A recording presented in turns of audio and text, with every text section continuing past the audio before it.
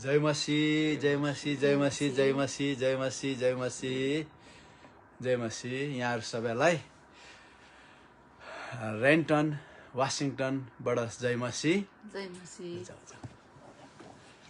र कतिलाई थाहा भएन हामी यहाँ आएको, विशेष गरी हामी 3 तारिक बिहान 3 बजी काठमाडौँबाट उड्यौँ र हामी एकदमै सुरक्षित साथै आइपुग्यौँ यहाँनिर। अनि हामी 14 दिनको क्वारेन्टाइनमा छौँ, होटेलमा छौँ। अहिले यो होटेलमा हो, यो यहाँ आज 6 तारिक 3 दिन भयो होटेलमा बसेको। र विशेष गरी यहाँनिर पानी पर्दैछ, अनि पानी पर्दैछ, घाम देखेका छैनौँ भन्दा हुन्छ। एकदम हावा चलिरहेछ, एकदमै जाडो छ यहाँनिर र यी रुगा मार्गी पनि लागिरहेछ तातो पानीले नुहाउँदाखेरि पनि। र यहाँहरूलाई बडो अभिवादन टक्र्याउँछु। र आउनुहोस् आज म यहाँहरूसँग परमेश्वरको वचनबाट केही बाँडचुँड गर्न चाहन्छु। ब्यानर पोस्ट भएको थियो, सायद तपाईँहरूले देख्नु भएन। अनि मेरो थिम चाहिँ तपाईँ आफ्नो लागि केमा, आफ्नो लगानी केमा र कहाँ गर्दै हुनुहुन्छ भन्ने मैले यसलाई 3 भाग बनाएको छु र सम्भवतः आउने शनिबारसम्ममा यो 3 भाग कम्प्लिट गर्नेछौँ।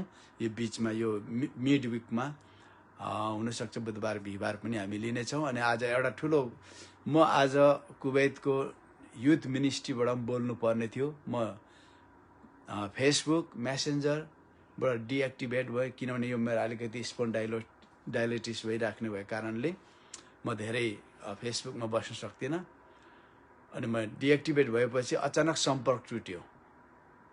अनि यहाँ उहाँ हाम्रो युसुफ दराई, सायद तपाईँले हेर्दै हुनुहुन्छ भने कृपया गरेर मलाई माफ गर्नुहोला, किन तपाईँसँग मेरो कनेक्सन हुन सकेन। मैले वाट्सएपमा तपाईँलाई खोजेँ, त्यहाँ भेटाइनँ। अनि त्यहाँको पास्टरसँग मैले सम्पर्क गरेँ, दुबईको पास्टरसँग सम्पर्क गरेँ, तर केही रिस्पोन्स आउन सकेन। त्यो कारणले मैले दिएको वचनमा म चुकेको छु। म धेरै क्षमा प्रार्थी छु, किनभने मैले तपाईँको नम्बर मसँग छ होला भनेर सोचेको थिएँ, नम्बर रहेन रहेछ। र कुनै समय प्रभुले इच्छा गर्नुभयो या अवसर दिनुभयो भने हामी फेरि आउने नै छौँ। आउनुहोस् आज भाग 1 मा उपदेशकको पुस्तक 11 अध्यायको 1 देखि 6 एक खण्डलाई मैले 3 भाग गरेको छु। यहाँ यसरी भन्दछ, म नेपाली बाइबल पढ्दैछु। आफ्नो अन्न पानीमा फालिदेऊ र धेरै दिनपछि तिमीले त्यो फेरि पाउनेछौ। तिमीले 7-8 जनालाई भाग बाँडिदेऊ, किनभने तिमी जान्दैनौ कस्तो विपत्ति देशमा आइपर्नेछ। बादल पानीले पूर्ण भयो भने त्यसले जमिनमा पानी वर्षाउँछ। रुख दक्षिणमा ढल्यो भने पनि अथवा उत्तरमा ढल्यो भने पनि त्यो जहाँ ढलेको छ त्यही नै पडिरहन्छ। बतासको विचार गर्नेले कहिले छर्दैन, बादलमा नजर राख्नेले कहिले कटनी गर्दैन। जसरी तिमीले हावाको चाल कतातिर पुग्छ र आमाको गर्भमा शरीर कसरी बनिन्छ भनेर जान्दैनौ, त्यसरी नै सबै थोक बनाउनु हुने परमेश्वरका हातको कामलाई तिमी बुझ्न सक्दैनौ। बिहान समयमा नै तिम्रो बिउ छर र बेलुकी पनि काम गर्न नछोड, किनभने अहिले छरेको अथवा भरै छरेको कुन चाहिँ सफल हुन्छ अथवा दुवै नै राम्रा होलान् भन्ने तिमी जान्दैनौ।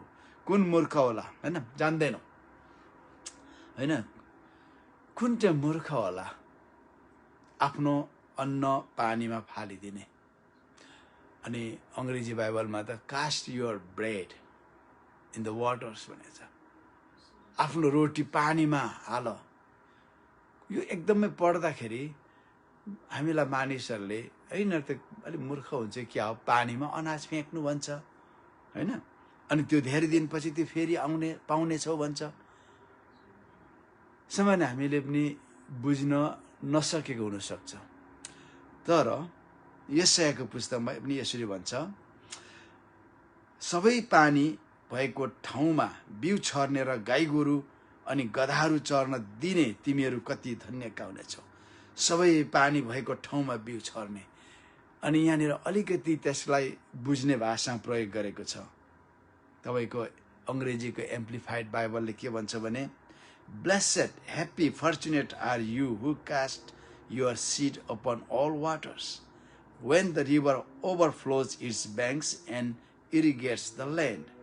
You who allow the ox and the donkey to roam freely.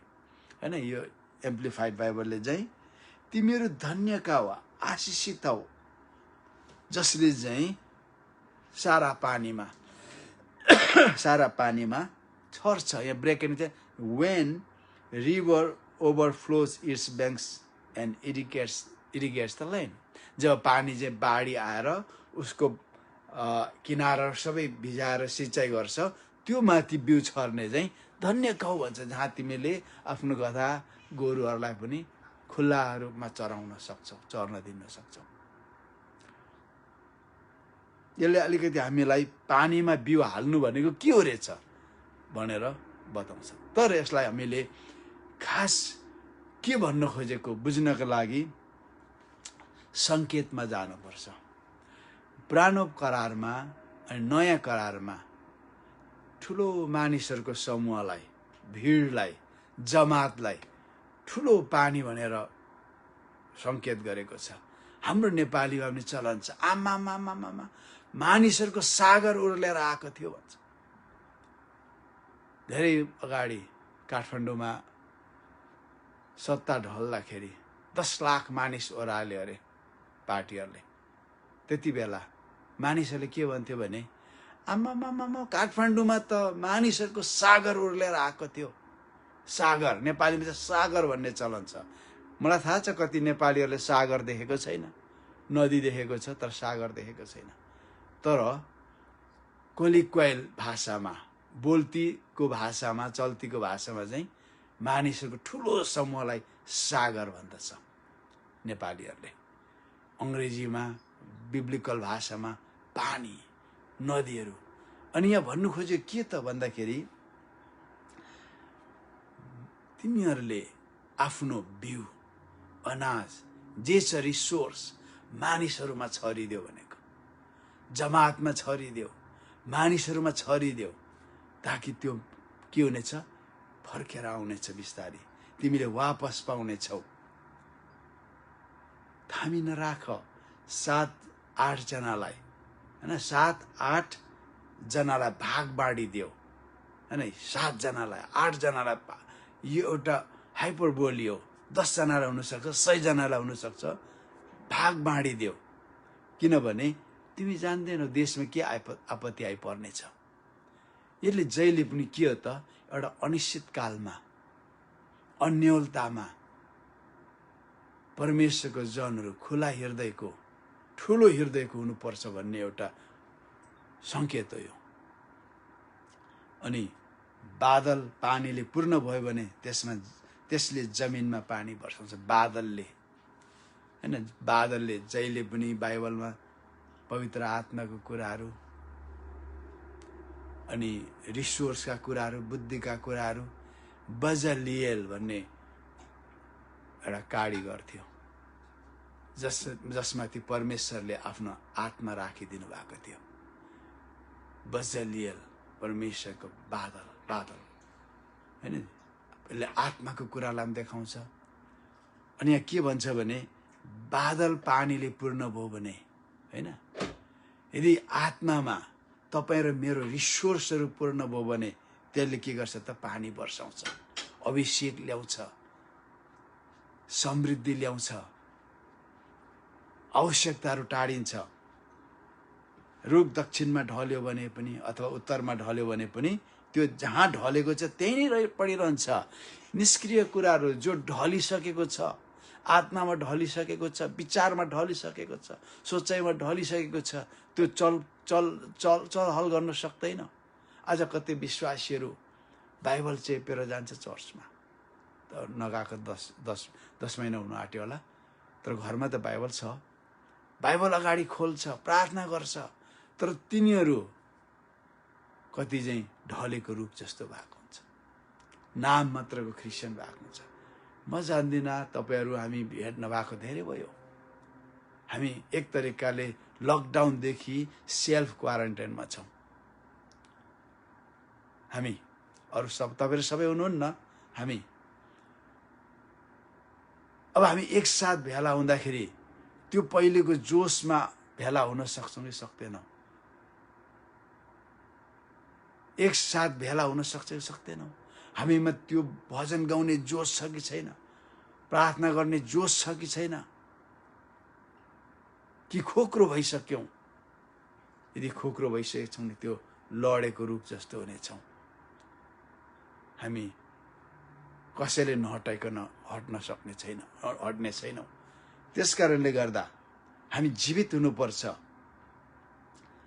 अनि बतासको विचार गर्नेले, यहाँनिर पानीले भरिएको बतास भन्ने छैन।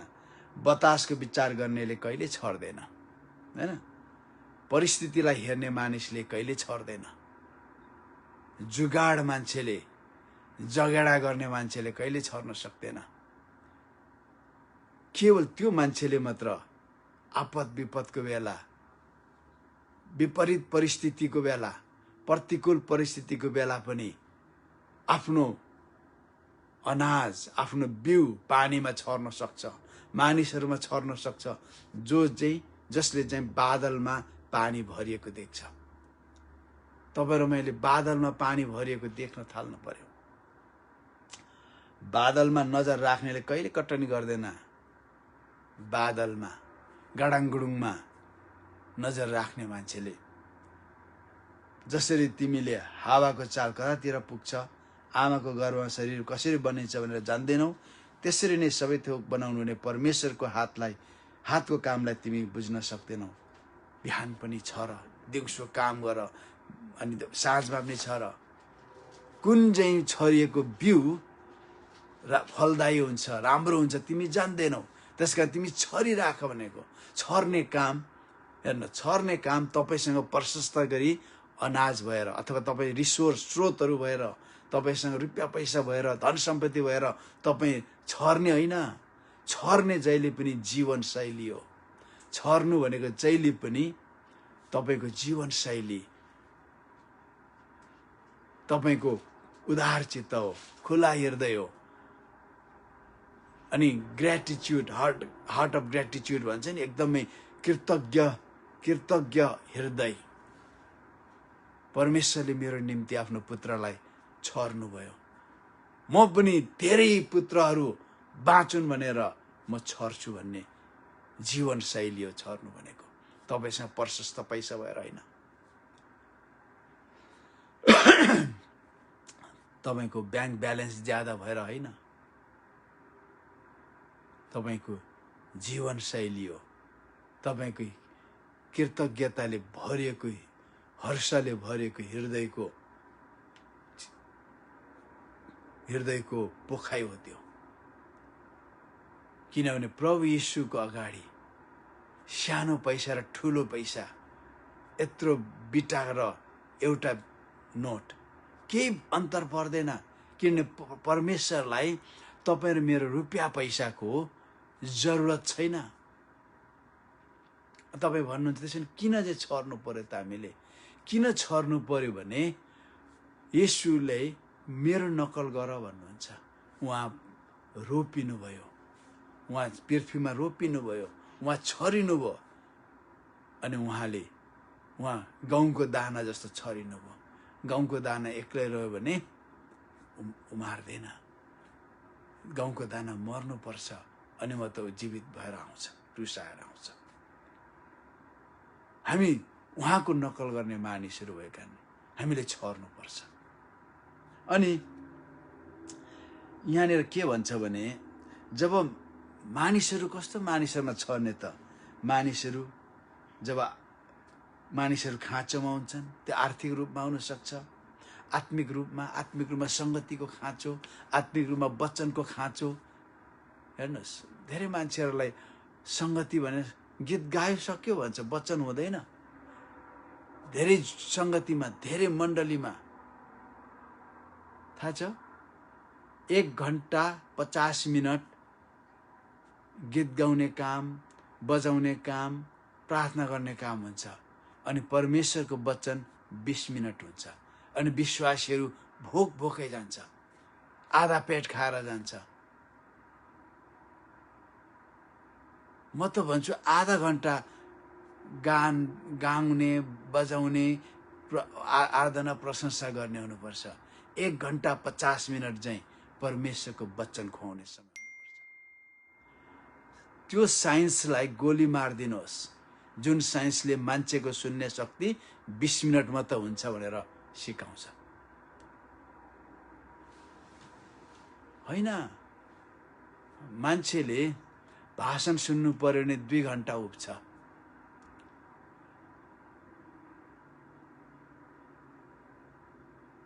मुभी हेर्नु पर्यो भने आँखालाई 2 घन्टा, कानलाई 2 घन्टा दिन्छ।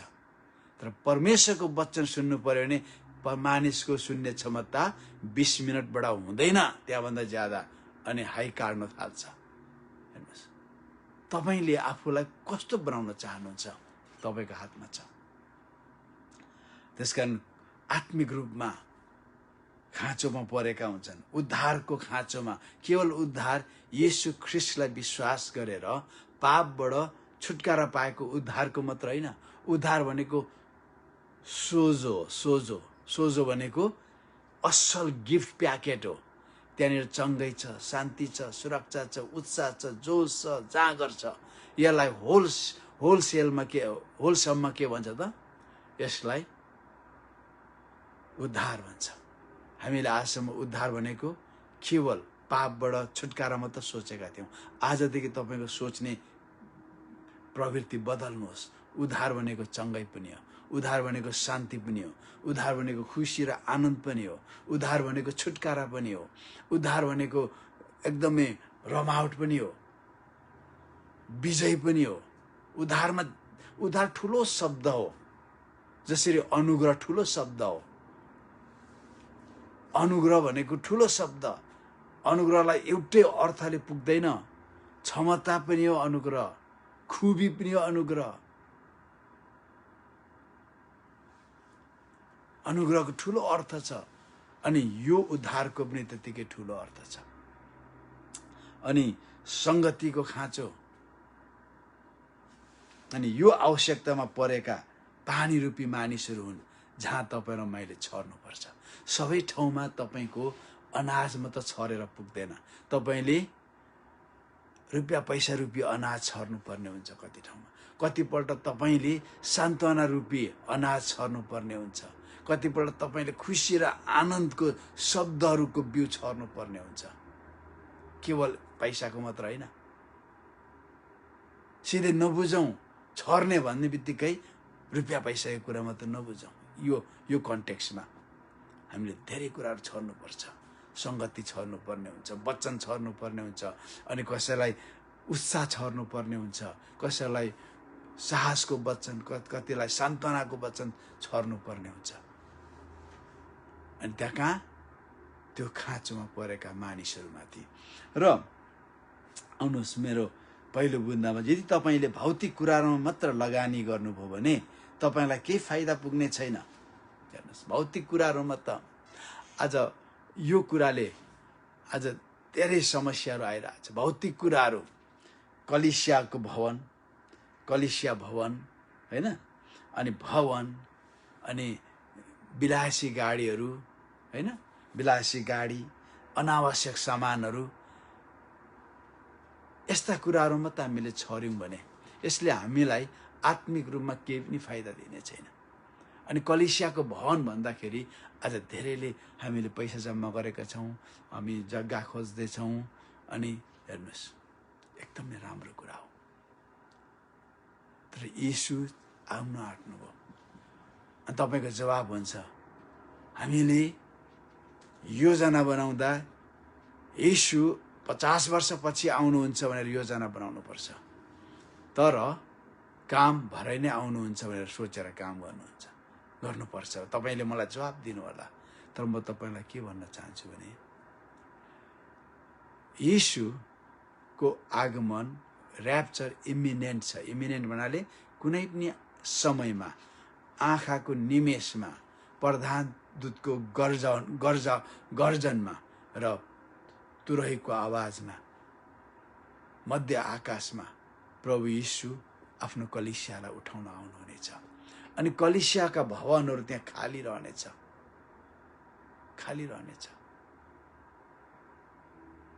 आज हामी के भिड हेर्ने बानी हामीलाई बस्यो। अब हामी मानिसमा 1 to 1 जान सक्दैनौँ भन्नेमा पुग्यौँ। पुरानो मण्डलीमा, नयाँ करारको मण्डलीमा भन्दा आजको मण्डलीमा धेरै ट्रेनिङहरू छ, डिसाइपलसिप अरे, अनि डिसाइपलिङ अरे, के तालिमहरू थुप्रै छ।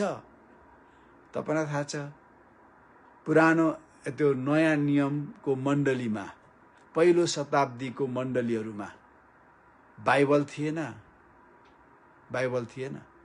अन्तिम पुस्तक लगभग प्रभु यीशु क्रुसमा टाँगिनु भएर गएको लगभग 80-90 वर्षपछि मात्र कम्प्लिट भयो।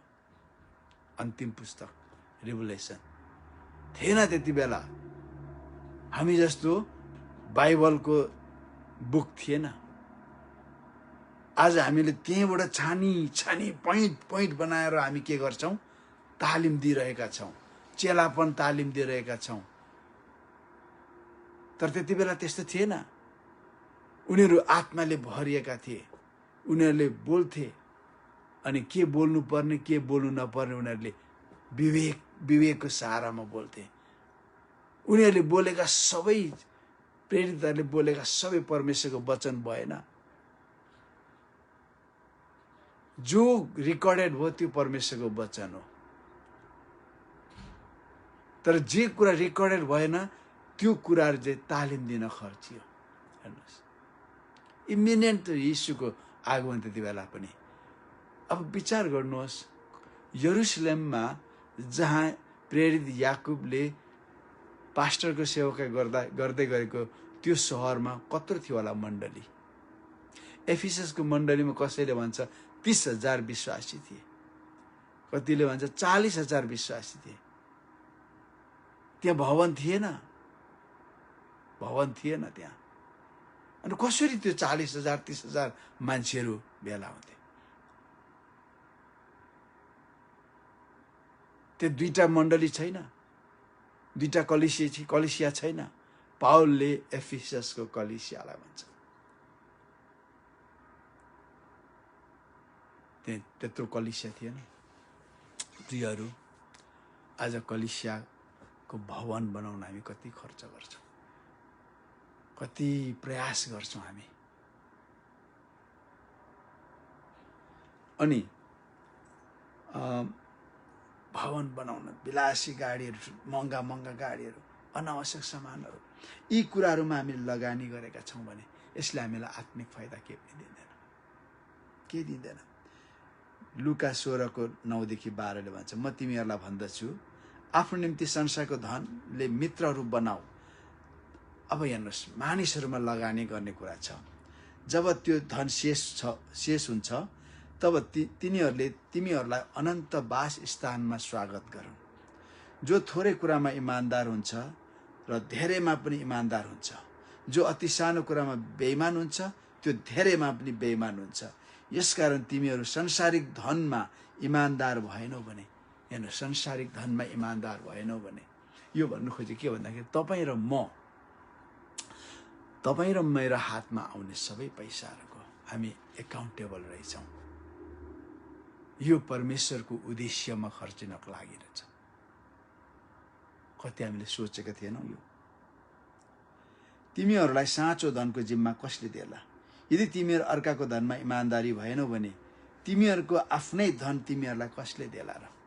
हेर्नुहोस्, हाम्रो आफ्नै धन पनि अरूको धनमा इमान्दार भएनौँ भने, परमेश्वरको धनमा इमान्दार भएनौँ भने हामी आफैले पाउने हाम्रो धन पनि हामी पाउँदैनौँ। वाचम्यान नीलाई एकपल्ट युरोपमा सोधेका थिए, जो 22 वर्ष जेलमा उसले आफ्नो अन्तिम दिनहरू बितायो। प्रभुको प्रशंसा गरिराख्ने, प्रभुकै कुरा गर्ने, लास्टमा उनको जिब्रो निकालिदिए। चिनिया कम्युनिस्ट पार्टीको सरकारले। अनि उसलाई एक दिन एउटा मण्डलीमा सोधेछ वाचम्याननीलाई, तपाईँ साँच्चै नै प्रभुको ठुलो अभिषेक प्राप्त दास हुनुहुन्छ, तपाईँ साँच्चै नै हाम्रो शताब्दीको तपाईँ उत्तम शिक्षक हुनुहुन्छ, लु हामीलाई भन्नुहोस् तपाईँ स्वर्गमा जानुभयो भने तपाईँ पहिले कसलाई भेट्नुहुन्छ? वाचम्याननीले भन्यो अरे, म स्वर्गमा गएँ भने सबैभन्दा पहिले म त्यो मिसनरीलाई भेट्छु जसले सङ्घाईमा आएर फुचाउमा आएर मलाई सुसमाचार सुनायो। म उसलाई म भेट्छु, धन्यवाद दिन्छु। अनि नेक्स्टमा म त्यो मानिसहरूलाई भेटेर धन्यवाद दिनेछु जसले त्यो मिसनरीलाई फुचाउमा पठायो, चाइनामा पठायो, खर्च दिएर पठायो। म त्यो मानिसहरूलाई भेट्नेछु। आज मानिसहरूले कसरी स्वर्गमा आफूलाई स्वागत गर्ने मानिसहरू तयार गर्दो रहेछ। आज धेरैलाई के लाग्छ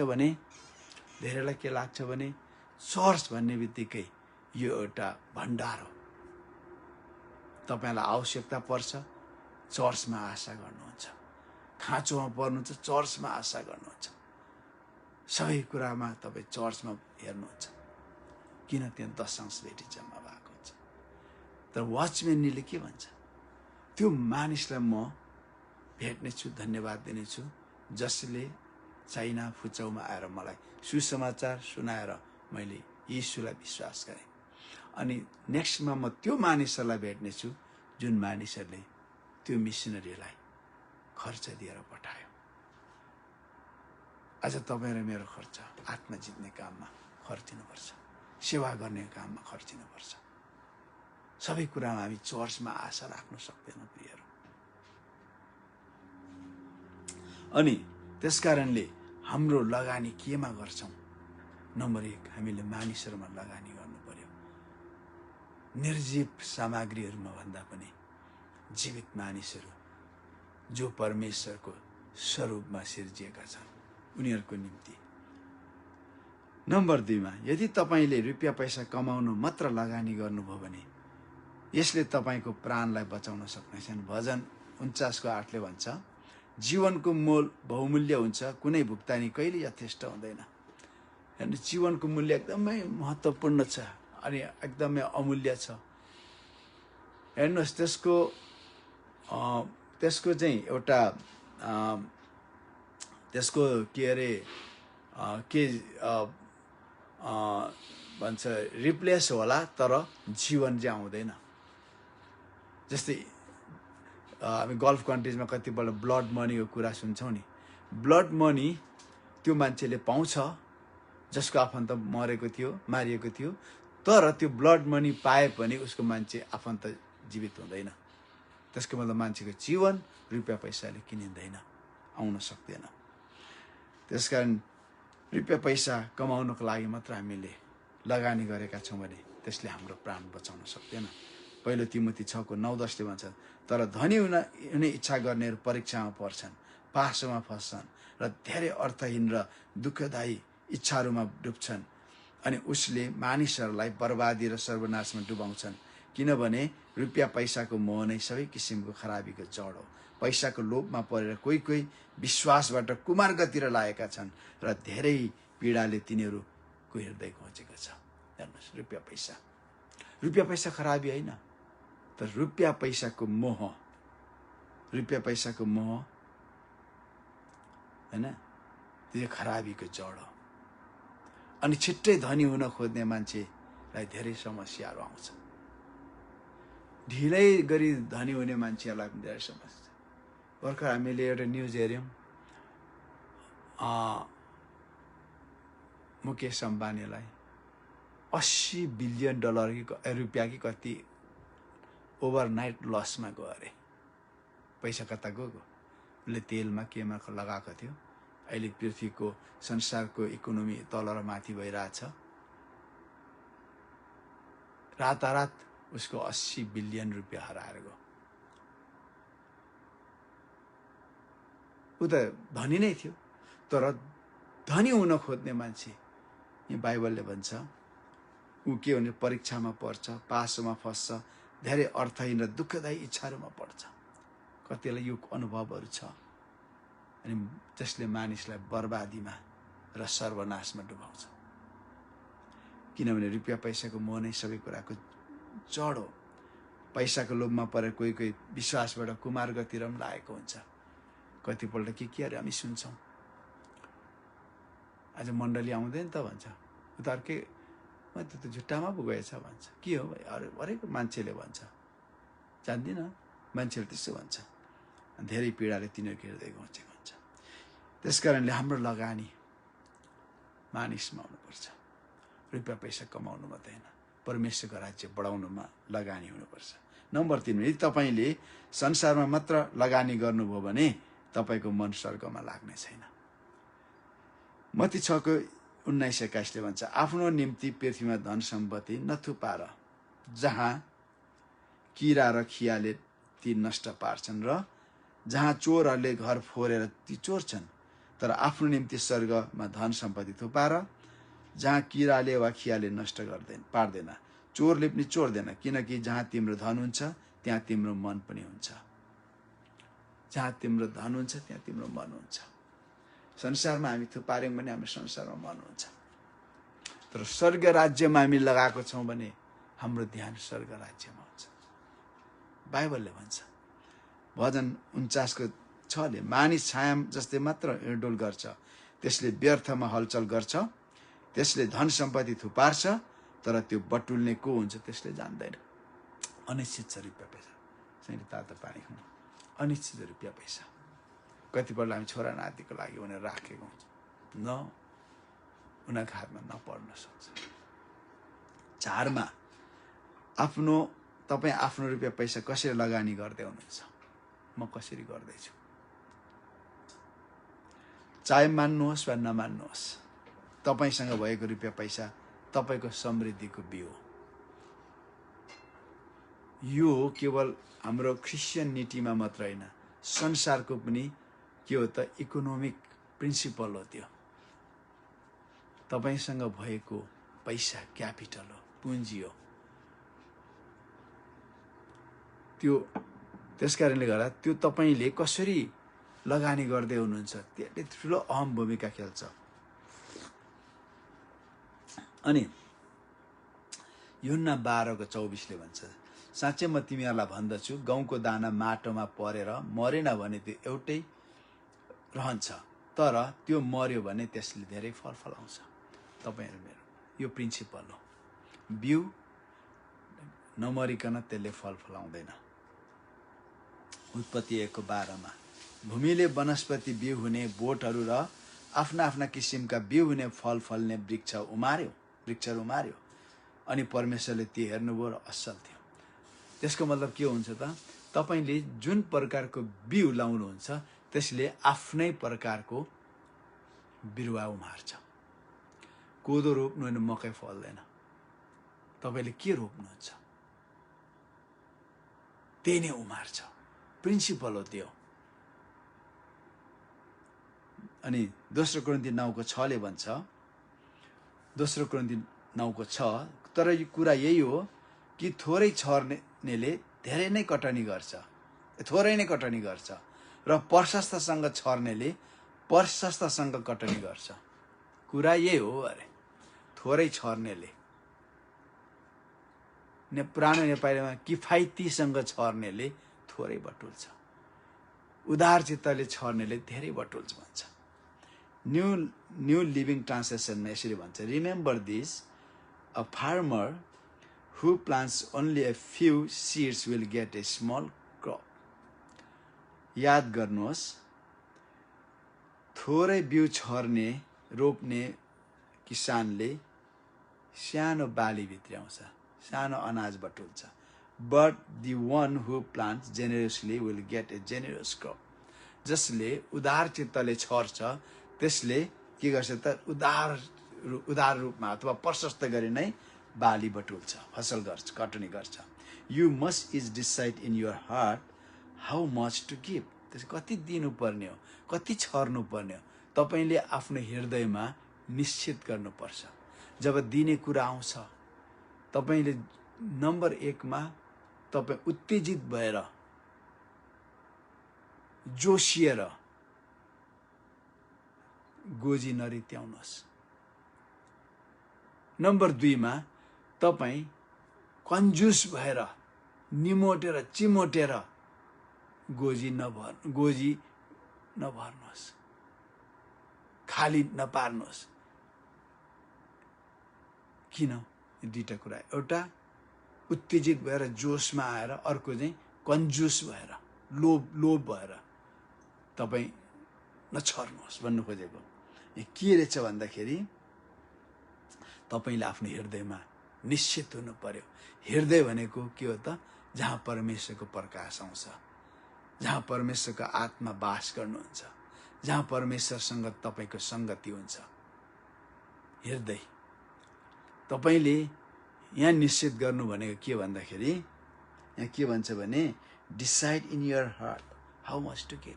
हृदयमा निर्णय गर्नुहोस् कति चाहिँ दिनुपर्छ भनेर। त्यसको मतलब अगुवाई खोज्नुहोस्, परमेश्वर म कति दिउँ। परमेश्वरको अगुवाई आयो, यो मान्छेलाई यो कुरामा नदियो भने नदिनुहोस्, तर दियो भने तपाईँ होल्ड ब्याक नगर्नुहोस्, दिनुहोस्। दियो भनिरहेछ, लोभ गरेर अटेरी नगर्नुहोस्। And do not give reluctantly or in response of pressure. अथवा नमानी गाह्रो मानी नदिनुहोस्, अर्थात् दबावमा परेर कहिले टेलिभिजनमा आउँछौ नि, आउँछ नि, यति दिनुहोस्, तपाईँको यो हुन्छ त्यो हुन्छ, यति दिनुहोस् त्यो हुन्छ यो हुन्छ। दबावमा नपर्नुहोस्, हृदयमा प्रार्थना गर्नुहोस्। प्रार्थना गरेर प्रभुले कति दे भन्नुहुन्छ, गोजी रित्या भन्नुहुन्छ, रित्याइदिनुहोस्। कसले रित्या भन्नुभयो? प्रभुको आत्माले। प्रभुको आत्माले रित्या भनेर दिनुभयो भने उहाँसँग अर्को योजना छ तपाईको गोजी भर्ने। तर अरूले गर्दा पायो रे भनेर जोसिएर नदिनुहोस्, किनभने उसको विश्वास र तपाईको विश्वास मिल्दैन। प्रभु येशू हुनुहुन्छ भन्ने विश्वास मात्र मिल्छ, तर उहाँसँग हिँड्ने विश्वासको नाप मिल्दैन। कसैले टाउकोमा हात र भूत धपायो भने तपाईँ उफ्रेर नजानुहोस्, भूत भाग्दैन। किन? उसले प्रभुसँग हिँडेर त्यो विश्वासको नापमा बढेको छ, तर तपाईले चाहिँ उसलाई हेरेर नकल गर्दै हुनुहुन्छ, अनि तपाईको काम हुँदैन। दिने कुरा पनि यो हो, प्रभुलाई सोध्नुहोस्। अनि परमेश्वरले खुसीसँग दिनेलाई के गर्नुहुन्छ? आशिष दिनुहुन्छ। परमेश्वरले प्रेम गर्नुहुन्छ। मत्ती 6:13 मा तर पहिले उहाँको राज्य र उहाँको धार्मिकता खोजी गर, सबै थोक तिमीहरूको निम्ति थपिनेछ। उहाँको राज्य, उहाँको धार्मिकता खोजी गर। कहाँ छ त? तपाईभित्र छ। येशूले भन्नुभयो परमेश्वरको राज्य तिमीहरूभित्र छ, तिमीहरू परमेश्वरको धार्मिकता हो भनेपछि के रहेछ? आफूभित्र खोज्नु पर्यो। हेर्नुहोस्, तपाईले परमेश्वरको राज्य खालि 2 प्रकारले बढाउन सक्नुहुन्छ। एउटा आत्मा जित्दै टेरिटोरियल किङडम अफ गड बढाउन सक्नुहुन्छ। तर परमेश्वरलाई अथवा प्रभु येशूलाई त्योभन्दा ठुलो तपाईभित्रको परमेश्वरको राज्य बढेको चाहनुहुन्छ। आज धेरैले 100वटा मण्डली स्थापना गरेको छ, तर ऊ भित्र परमेश्वरको राज्य बढेको छैन। विडम्बना के हो त? अरे त्यत्रो मण्डली स्थापना गर्ने मान्छे बढेको छैन अरे हो। परमेश्वरको राज्य अन्तिम दिनमा आउनेछौँ। परमेश्वरको राज्य बढ्यो भने हामी ख्रीष्टको रूपमा परिवर्तित हुँदै जान्छौँ। आज 100वटा मण्डली स्थापना गर्ने मान्छे पनि डर लाग्दो हुन्छ। त्यो के हो त? टेरिटोरियल हो। परमेश्वरको राज्य टेरिटोरियल। तर परमेश्वरले के चाहनुहुन्छ? हामी भित्र परमेश्वरको राज्य भर्टिकल बढेको चाहनुहुन्छ। भर्टिकल रूपमा बढेको परमेश्वरको राज्यले ख्रीष्टको इच्छा पूरा गर्छ, परमेश्वरसँगको घनिष्ठतामा हुन्छ। टेरिटोरियल बढेको जस्तै टेरिटोरियल बढाउने मान्छेहरूले के गर्छ? हरेक गरेर मण्डली बढाउँछ, सेवकै बढाइरहेको हुन्छ, हैन? अनि मलाकी 3:10 सम्पूर्ण दशांश ढिकुटीमा ल्याऊ ताकि मेरो घरमा भोजन रहोस्। यसमा मलाई जाँचेर सर्वशक्तिमान प्रभु भन्नुहुन्छ, म स्वर्गको ढोकाहरू उघारेर यथार्थ पर्याप्त ठाउँ हुने नहुनेसम्म आशिष तिमीहरूलाई वर्षाउँछु कि वर्षाउँदिन, सर्वशक्तिमान भन्नुहुन्छ। म जान्दिनँ यो। आज धेरैले देऊ म स्वर्गको ढोका खोलेर झ्याल खोलेर, त्यो भनेको हाइपरबोली हो, त्यो एक्जाजरेसन हो। अनि हिब्रूहरूको चलन त्यस्तो थियो, त्यो भनेको प्रशस्त गरी दिनुहुन्छ भने स्वर्गको झ्यालै खोलेर झर्छ खतमदम भनेको होइन, प्रशस्त गरी भनेको यहाँ भनेको छ। तर विश्वास गर्न सक्छौँ सक्दैनौँ, मुख्य कुरा चाहिँ त्यो हो। परमेश्वरको वचनमा विश्वास गर्ने हाम्रो हिम्मत छ कि छैन? हाम्रो दशांशहरू भेटीहरू लिएर आउने हाम्रो हिम्मत छ कि छैन? अनि उहाँको राज्यमा लगानी गर्नु भनेको त्यो। उत्पत्ति 26:12-13 इसाकले त्यो देशमा अनिकालमा बाली लगाए। मूर्ख मान्छेहरू अनाज लिन मिस्र जाँदै थियो, उसले सुक्खा धुलोमा हलो जोतेर बिउ लाउँदै थियो। 23 साल तिनले 100 गुणा कटनी गरे। अरे बापरे, 100 गुणा कटनी गरे। अनाज लिनु जानेहरू छक्कै परे। अरे बाफरे, यो मान्छेले गरेको नकल गरेको भए हामी पनि यस्तो अनाज बटुल्यौँ। अब हामीले फेरि अर्को सालको लागि त्यतै जानुपर्ने भयो कि यो मान्छेसँग हामीले अनाज लिनुपर्ने भयो। परमेश्वरले तिनलाई आशिष दिनुभयो, तिनी धनी भए र झन झन बढेर तिनी अत्यन्तै धनाढ्य भए। अनि कालमा छरेको थियो। आज तपाईँको खाँचो र अभावलाई जितेर प्रभुको इच्छा योजना तपाईँको हृदयमा प्रकार डिसाइसिभ भएर छर्नुहुन्छ भने तपाईँको वास्ता गर्ने परमेश्वर हो, मण्डली होइन। मण्डली होइन त पास्टर होइन, तिनीहरू एउटा च्यानल मात्र हो, तर परमेश्वर हो। परमेश्वर तपाईँको वास्ता गर्ने।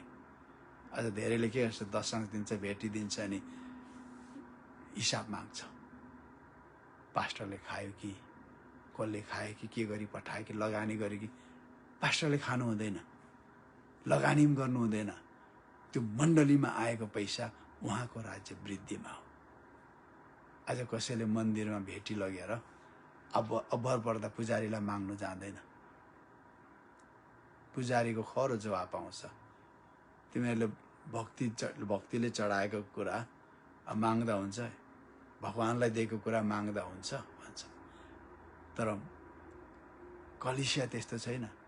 ईश्वरलाई दिएको कुरा ईश्वरले दिनुहुन्छ, तर कलिसियाले पनि वास्ता गर्छ। यदि तपाईँले एउटा कुरा म तपाईँलाई भन्छु, मिठो लाग्दैन, यो तितो छ, तर रियालिटी हो, यथार्थ हो। तपाईँले मण्डलीमा दशांश भेटी लानुहुन्छ, दशांश भेटी, र तपाईँले चाहिँ मण्डलीबाट आशा गर्नुहुन्छ भने तपाईँको दशांश र भेटीले तपाईँलाई फाइदा पुर्याउँदैन, किनभने त्यो परमेश्वरलाई दिनुभएको। तर परमेश्वरमा विश्वास गर्नुहोस्, विश्वास गर्नुहोस्। तपाईँको आपद विपदको दिनमा, अभाव र खाँचोको दिनमा उहाँको राज्यमा छरेको कारण उहाँको राज्यबाट तपाईँले पाउनुहुन्छ। कता कता गरेर, कसो कसो गरेर पाउनुहुन्छ। अनि मैले सकेँ। अब रुपियाँ पैसाको कारण कहिले धोकामा नपर्नुहोस्, रुपियाँ पैसाले कहिले धोकामा नपारोस्। किन? यो उडी जाने हुन्छ, यो उडी जान्छ। यो रुपियाँ कि उपियाँ फड्को मारेर जान्छ। यसको मोहले तपाईँलाई विनाशमा लान सक्छ। धेरै क्रिस्चियनहरू रुपियाँ पैसा खेलाउन नजानेर कति त विश्वासबाट पनि हटिसके। तपाईँलाई दास बनाउँछ रुपियाँ पैसाले, जान्नु भएन भने भन्ने चलन छ नि। यो खराब मालिक, असल नोकर अरे। तपाईँले नोकर बनाउन जानु भने असल नोकर भयो, तर तपाईँलाई रुपियाँ पैसाले दास बनायो भने त्यो खराब मालिक हो। संसारको जे पनि गर्न लाउँछ तपाईँलाई। अनि तपाईँलाई विलासिता, मोजमज्जा, स्वार्थप्रति संवेदनशील बनाएर लान्छ रुपियाँ पैसाको मोहले। त के हुन्छ, तपाईँ विलासिता, लग्जरी अनि मोजमज्जा, एकदमै रमाइलो मोजमज्जा अनि सेल्फिसनेस एकदमै सेन्सिटिभ बनाउँछ। तर गरिब, खाँचो परेका प्रति, सहाराविहीनहरू प्रति संवेदनविहीन बनाउँछ। तपाईँको अगाडि भोकै मान्छे लडिरहेछ, तपाईँको अगाडि मान्छे नाङ्गो छ, तपाईँको यहाँ आइया भन्ने हुँदैन। तपाईँलाई जहिले पनि कि विलासितामा एकदमै मोज मजामा पैसा लुटाउन तपाईँलाई केही लाग्दैन, तर तपाईँले त्यो एउटा गरिबलाई दुखीलाई दिन सक्नुहुन्न। किन? पैसाको लोभले तपाईँ क्यालोसनेस भन्छ नि, कठोरता, असंवेदनशील बनाउँछ तपाईँको हृदयलाई। अनि उपदेशक 5:10 भन्छ, जसले रुपियाँ पैसाको माया गर्छ त्यसलाई रुपियाँ पैसाले कहिले पुग्दैन। जसले धन सम्पत्तिको माया गर्छ त्यो आफ्नो आम्दानीसँग कहिले सन्तुष्ट हुँदैन। यो पनि व्यर्थ हो। तपाईँको तलबमा तपाईँ सन्तुष्ट हुनुहुन्छ? तपाईँको ज्यालामा तपाईँ सन्तुष्ट हुनुहुन्छ? तपाईँले जे पाइराख्नु भएको छ, तलब पाइराख्नु भएको छ, काम गरेर ज्याला सन्तुष्ट हुनुहुन्न नि? तपाईँ जहिले पनि चाहनुहुन्छ हरेक महिना तपाईँको तलब रेज भएको, तपाईँको ज्याला बढेको चाहनुहुन्छ। कोही पनि सन्तुष्ट हुँदैन। एउटा वर्ल्ड वाइड एउटा सेन्सस गरेको थियो मान्छेले, अनि 70% मान्छेहरू आफ्नो तलबप्रति, आफ्नो नोकरीप्रति कहिले पनि सन्तुष्ट हुँदैन अरे, 70%। तर ख्रीष्ट येशूमा तपाईँ र मलाई सन्तुष्ट हुनु, पाउलले भन्छ, बढ्न पनि जानेको छु, घट्न पनि जानेको छु, प्रशस्त जिउन जानेको छु, अभाव र खाँचोमा पनि। बिना गनगन सबै कुरा गर्दै जाऊ। गनगन सबैभन्दा ठुलो पाप हो। म तपाईँलाई आज भन्छु म, माइन्ड गर्नुहुन्छ भने गर्नुहोस्, गर्नुहुन्न भने एकदम राम्रो हो। किनभने गनगन कहिले नगर्नुहोस्। एकपल्ट इस्राएलीहरूले गनगन गरे, 23,000 मानिसहरू मरे। 23,000। आज म अलिकति जजमेन्टल भएको जस्तो लाग्छ मैले भन्दै गर्दा। यहाँनिर म अहिले अमेरिकामा छु, 4 दिन भयो आइपुगेको। यहाँ देखिरहेको छु, यहाँनिर चुनावको माहौल छ। बाइडन र ट्रम्पको ठुलो चुनाव भइरहेछ, अनि बाइडन अगाडि पुग्दैछ। यो चुनावभन्दा अगाडि वासिङटन डिसीमा कति हजार क्रिस्चियनहरू भेला भएर प्रार्थना गरे उनीहरूले। नेपालबाट हामीले प्रार्थना गऱ्यौँ एउटै कुरामा, किनभने ऊ यीशु बोस हुनुहुन्छ भन्छ, बाइबलको कुरा गर्छ, अनि यो अर्थमा। तर मैले यो पनि प्रार्थना गरेँ, किनभने पदोन्नति, प्रमोसन माथिबाट आउँछ। तपाईँले दानियलको पुस्तक हेर्नुहोस्, कसलाई राजा बनाउने, कसलाई शासक बनाउने परमेश्वरको हातमा छ।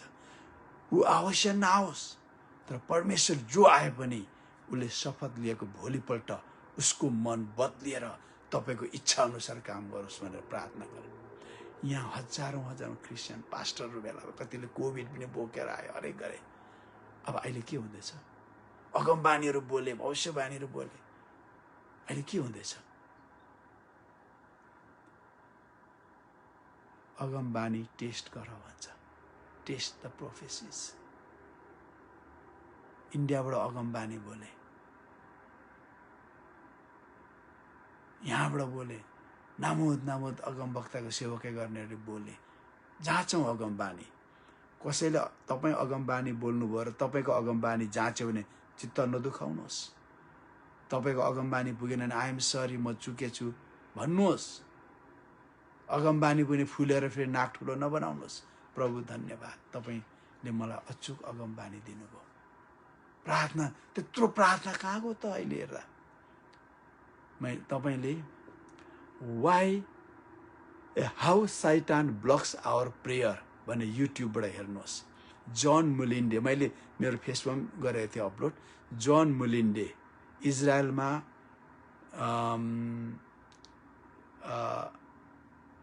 के भन्छ, house of prayer, Jerusalem house of prayer, त्यहाँ होली कन्भोकेसनमा ऊ स्पिकर हो, रेगुलर स्पिकर हो, एकदम हाई लेभलको थिङ्कर हो, युगान्डाको। मैले सोच्छु नि, एउटा किताब पनि मैले किनेर ल्याएँ, बुझिनँ। यति हाई लेभलको इङ्ग्लिस, हाई लेभलको दर्शन, थट। अनि उनले भनेको, उनले पनि विश्वास गर्नु सकेन त्यो मान्छेको बारेमा। अनि त्यो मान्छेले भन्छ, किन हाम्रो प्रार्थना सुनिँदैन? म जजमेन्टल भएको जस्तो लाग्छ, आफैलाई पनि लाग्छ त्यो मेरो गुड पार्ट हो, म पनि अलि जजमेन्टल बोल्दैछु जस्तो लाग्छ। यो लाखौँ करोडौँ क्रिस्चियनले प्रार्थना गर्यो, किन परमेश्वरले त्यो हुन दिनु भएको जस्तो लाग्दैन? किनभने हाम्रो प्रार्थना, हामी क्षमाशील छैनौँ भने, गनगनमा जिरहेछौँ, तितोपनामा चाहिँ हाम्रो प्रार्थना माथि पुग्दैन अरे। हाउ सैतान ब्लक्स आवर प्रेयर, त्यो हेर्नुहोस्। ती सबै हाम्रा अक्षमा, तितोपना, कम्पिटिसन, क्रोध, हरेक किसिमको पाप हामी पस्ताव नगरेका हुन्छौँ, त्यसले हाम्रो प्रार्थना माथि जान दिँदैन अरे। अनि मैले हो र म त भन्दै थिएँ आज यो दिनहरू हेरेर, ओहो सोचिरहेको छु मैले। अनि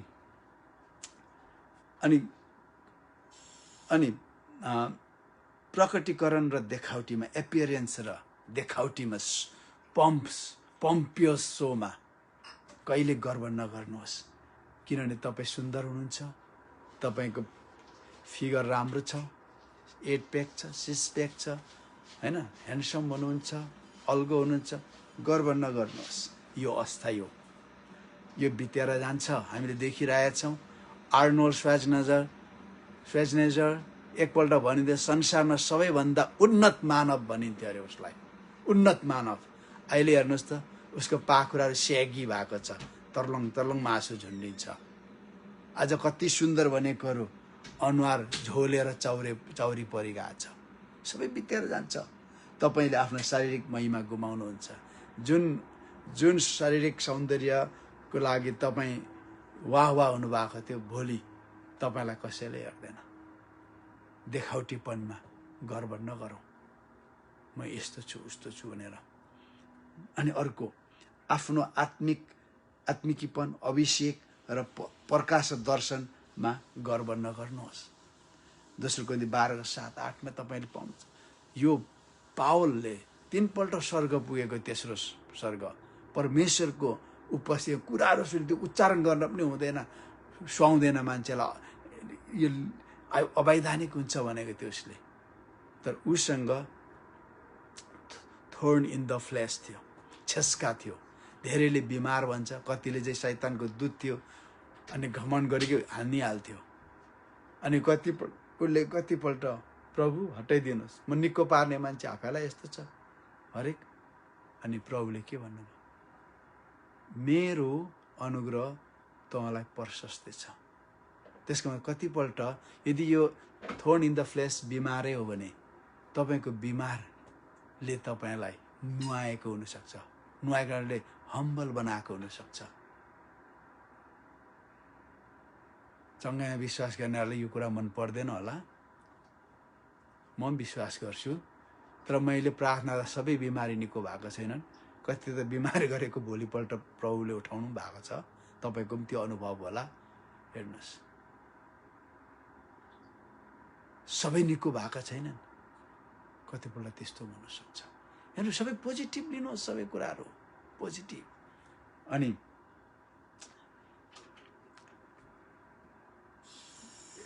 एउटा काँडो मेरो शरीरमा दियो, यो मबाट हटोस् भनेर मैले 3 पल्ट गरेँ, भएन। यदि तपाईँ आत्मिकीपन, आफ्नो स्पिरिचुअलिटीमा, अनि एनोइन्टिङमा, अनि रेभलेसन र भिजनमा तपाईँलाई गर्व गर्नुहुन्छ भने हेर्नुहोस्, तपाईँलाई ठुलो हानि नोक्सानी आउन सक्छ। गलातीको पुस्तकमा 3:3मा के तिमीहरू आत्मामा सुरु भएर शरीरमा टुङ्गिन्छौ? तिम्रो स्पिरिचुअलिटीको जुन लेभलमा पुगेर, रेभलेसन पाएर, भिजन पाएर, हैन, एकदम भिजन पाएर, एनोइन्टिङ पाएर अब तिमी शरीरमा टुङ्गिन्छौ त? मैले धेरै परमेश्वरको दासहरू देखेको छु।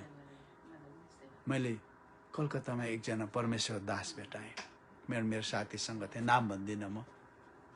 उहाँले नै साक्षी दिनुभयो, पास्टर भाइ, त्यो जमाना थियो, हामीले दार्जिलिङको एउटै कमान छोडेनौँ, एउटै बस्ती छोडेनौँ, हिलिङ क्रुसेड गर्दै हिँड्यौँ, हामी हिलिङ मिटिङ गर्दै हिँड्यौँ। मान्छेहरू यति धेरै निको भए, यति धेरै निको भए, यति धेरै निको भए, यति धेरै निको धेरै निको भए। तर पछि गएर उहाँ हाम्रो उमेर पनि पुग्नु पाउनु भएन। म जान्दिनँ के थियो, कसो थियो, होइन, कसो थियो। उहाँको हिलिङ मिटिङ सक्यो, दार्जिलिङको कुना काप्चा पहाडहरूमा सक्यो हिलिङ मिटिङ, अनि उहाँ कलकत्ता गएर पास्टरको सेवा गरेर बस्नु पर्यो। त्यसकारण हामी जान्दैनौँ, कहिले पनि आफ्नो अभिषेक, आफ्नो स्पिरिचुअलिटी, भिजन अनि रिभलेसनमा गर्व नगर्नुहोस्। हामी नगरौँ, किन हामी छर्दैछौँ। यो अस्थायी हो, के अरे अनि पतन आउनुभन्दा अघि घमण्ड आउँछ। जहिले पनि तपाईँ र मेरो लागि होसियारीपन, होइन। बाइबल भन्छ नि लास्ट भाग 2 मा जानुभन्दा लास्ट आफ्नो सेवाकै मिसनप्रति घमण्ड नगर्नुहोस्। लुका 12:48 जति धेरै तपाईँलाई दिइन्छ त्यति नै धेरै तपाईँ जवाबदेही हुनुहुनेछ। तपाईँको सेवाकै ठुलो भयो भने तपाईँ गर्व नगर्नुहोस्। किन? तपाईँले जत्रो ठुलो सेवाकै पाउनुभयो त्यसको स्पिरिचुअल म्यानेजमेन्ट प्रभुले हेर्नुहुन्छ। तपाईँसँग स्टाफहरू होला, तपाईँसँग रिजर्भेसनहरू होला, के होला, तर तपाईँ चाहिँ प्रभुसँग एकाउन्टेबल हुनुहुन्छ। गर्व नगर्नुहोस् मेरो मिसन यत्रो छ, मेरो चर्च उत्रो छ, होइन, मेरो सेवाकै यत्रो छ, मेरो सेवा मिनिस्ट्री, होइन, मिनिस्ट्री मिसन यत्रो छ भनेर गर्व नगर्नुहोस्। तपाईँले के र कति गर्नुभयो भन्ने कुराले तपाईँको इनाम निर्धारण गर्दैन, तर कसरी गर्नुभयो, तपाईँलाई तपाईँको मनोवृत्ति के थियो, तपाईँको इन्सपिरेसन के हो, motivation, what was the motivation for you to do ministry, होइन। What is the motivation of your ministry? हेर्नुहोस् त के थियो तपाईँको मोटिभेसन सेवाकै गर्ने। त्यो परमेश्वरलाई थाहा छ। अनि तपाईँको मोटिभेसनले, तपाईँको सेवाकै गर्ने मोटिभेसनले तपाईँको स्टेपमा तपाईँले के गर्नुहुन्छ? छोड्दै जानुहुन्छ, लुप होलहरू छोड्दै जानुहुन्छ। तपाईँले मुखले स्वीकार नगरे पनि तपाईँको लुप होल छोडेकोले मान्छेहरूले देख्छन् तपाईँको सेवाकै गर्ने मोटिभेसन के रहेछ भनेर। किन चाहिँ सेवाकै गर्नुभएको छ? हाम्रो मोटिभेसनले हाम्रो इनाम निर्धारण गर्छ। अनि यस्तो प्रेरणाले तपाईँको इनाम पाउनबाट अयोग्य बनाउन सक्छ। मैले परमेश्वरको दास क्रिस्चियन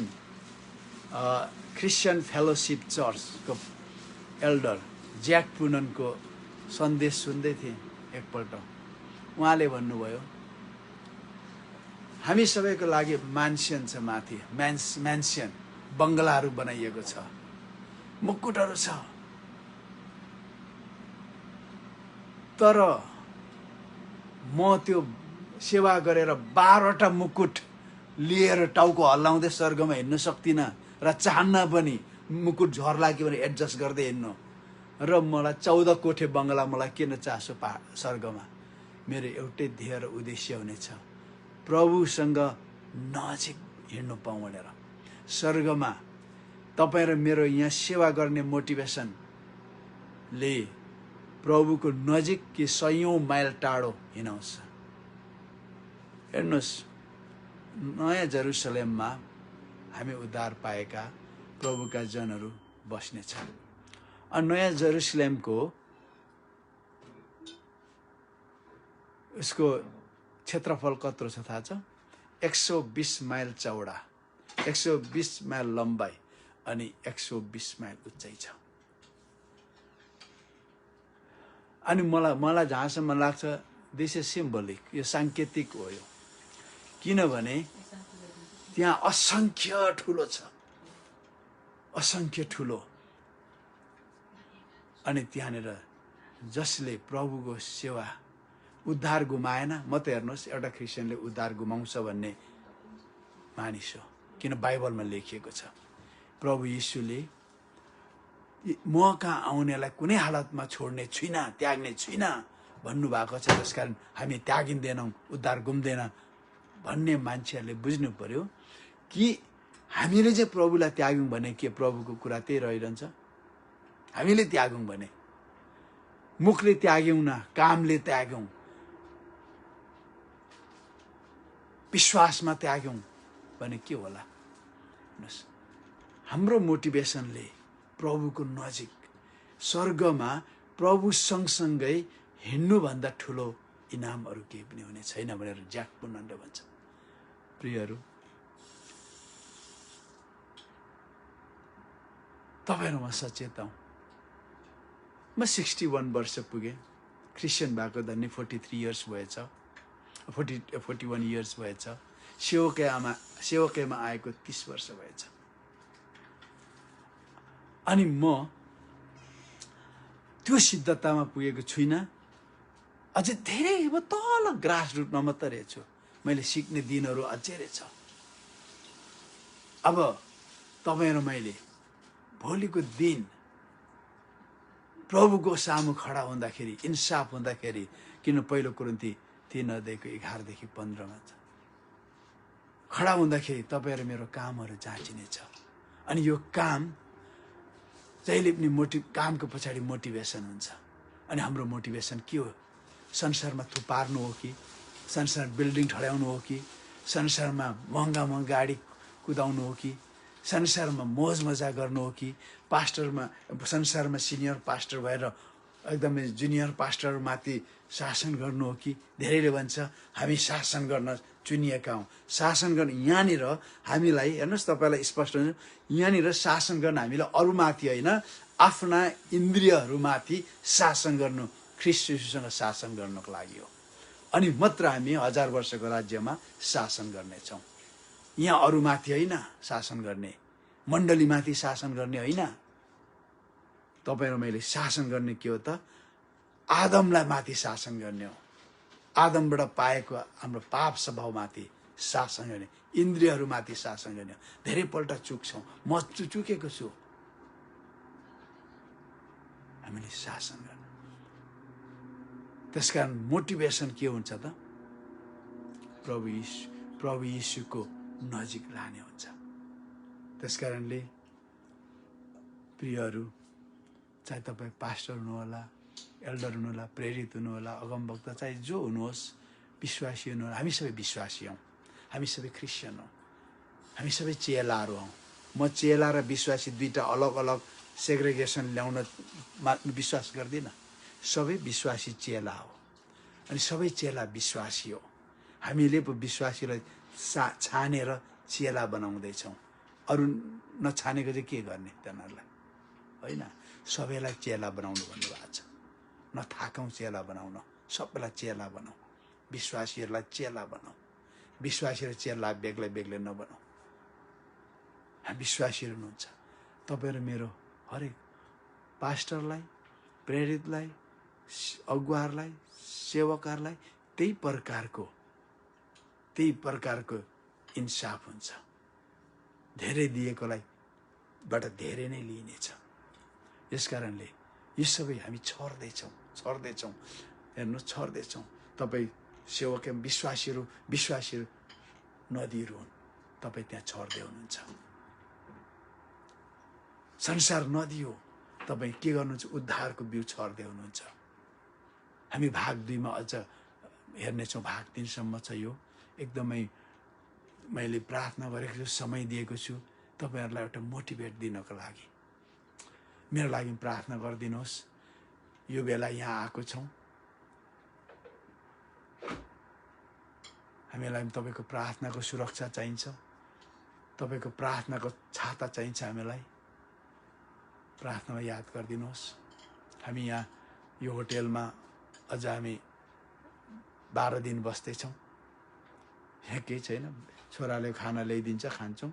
यहाँ यो कोभिडले गर्दा यो होटेलमा ब्रेकफास्ट फ्री पाउने छैन। ब्रेकफास्ट यहाँ रुम सफा गर्ने नै छैन। सफा गर्नु आयो भने पनि नआइज भन्नु पर्यो, किनभने के हो त्यो। अनि हामी आफै एडजस्ट गरेर बसेका छौँ। बाहिर निस्केका छैन। बाहिर अन्ध्यारो छ, दिउँसो पनि अन्ध्यारो, पानी पर्छ, रुगा मार्गी लाग्छ। त्यस्तो चाहिँ टाउको दुखिरहेछ। प्रार्थना गरिदिनुहोस् हामीलाई। हाम्रो प्रार्थना तपाईँहरूलाई छ। म त प्रार्थना सबैलाई चिन्दिनँ तपाईँहरूलाई, तर मलाई चिन्ने हरेकको लागि म प्रार्थना गर्छु, हरेकको लागि। म चिन्दिनँ, यसले चिन्दैन, तर यसले चिन्छ। नयाँ गरी जन्मेका मानिसहरूले, नयाँ गरी जन्मेका मानिसहरूलाई स्पिरिट टु स्पिरिट, आत्मा टु आत्मा चिन्नुहुन्छ। प्रभुले तपाईँहरूलाई आशिष दिनुभएको होस्। एउटाले अर्कोलाई उठाउनुहोस्। एउटाको यो बारेमा भाग 2 मा चाहिँ सबै कुरा, तर भन्छु एउटाले अर्काको जीवनमा असल कुरा छर्नुहोस्, बोली वचन छर्नुहोस्, उत्साह छर्नुहोस्। आवश्यकता र खाँचो छ भने रुपियाँ पैसा छर्नुहोस्। प्रभुले तपाईँलाई दिनुहुन्छ, आशिष गर्नुहुन्छ। प्रभुले तपाईँलाई आशिष दिनुभएको होस्। सबैलाई जय मसीह। आउने शनिबार भेटौँ, हुनसक्छ भने सायद बुधबार बिहिबार पनि हामी भेट्नेछौँ। निरन्तर हामीलाई प्रार्थनामा याद गरिदिनु होला। जय मसीह।